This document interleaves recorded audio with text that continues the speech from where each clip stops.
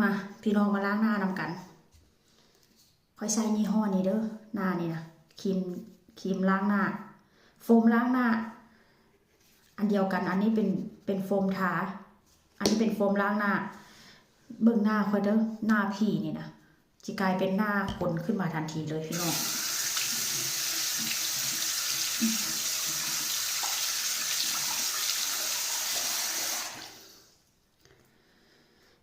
ตะกี้หน้าบ่เป็นจังซี่แหละตะกี้นี่หน้าเริ่มบ่เป็นตาบึ้งแล้วล่ะแต่ว่าเดี๋ยวนี้ใส่แบบอันนี้แล้วก็หน้าเริ่มดีขึ้น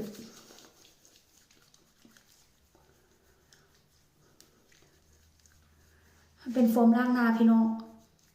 ประมาณ10 กว่ายูโรนี่แหละจำบ่ได้17บ่หรือว่า15นี่แหละสิเว้าสู่ฟัง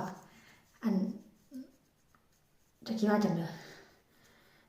ตอนแรกเนาะซื้อมาบ่ฮู้จักค่อยเรามาใส่อันนี้แหละจิเอาให้เบิ่งเอามาใส่อันนี้นะเอามาใส่อันนี้แล้วก็มาเซ็ตลูกสาวบอกอันเจ้าจะมาเซ็ตจังไดมันบ่แม่นแนวเซ็ตลูกสาวบอกก็มันเป็นโฟมล้างหน้าลูกสาวบอกว่ามาล้างหน้ามันเป็นโฟมมันบ่เป็นแนวเซ็ต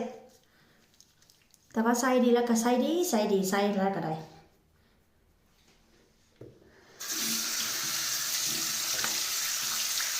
แล้วก็บ่แสบตาบ่ระคายเคืองตาเด้อ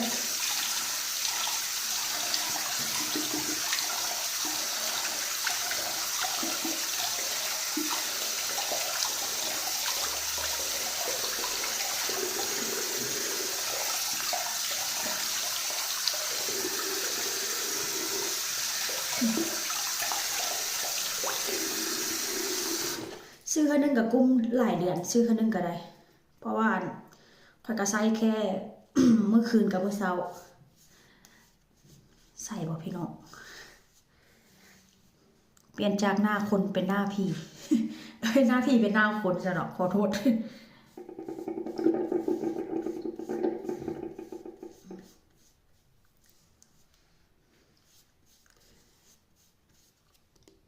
ไปหาซื้อไปหาตำมาใส่เด้อพี่น้องจะมันใส่ดีคักใส่ดีแน่ใส่คู่กันเลยค่อยใส่คู่กันกับอันนี้เป็นโฟมล้างหน้าอันนี้เป็นครีม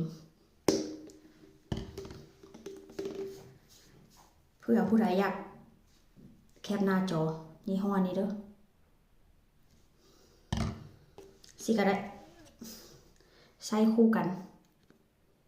แบบนี้เลยใส่ดีพี่น้องตะกี้หน้าค่อยบ่เป็นตะบึ้งเลยเด้หน้านี่นะ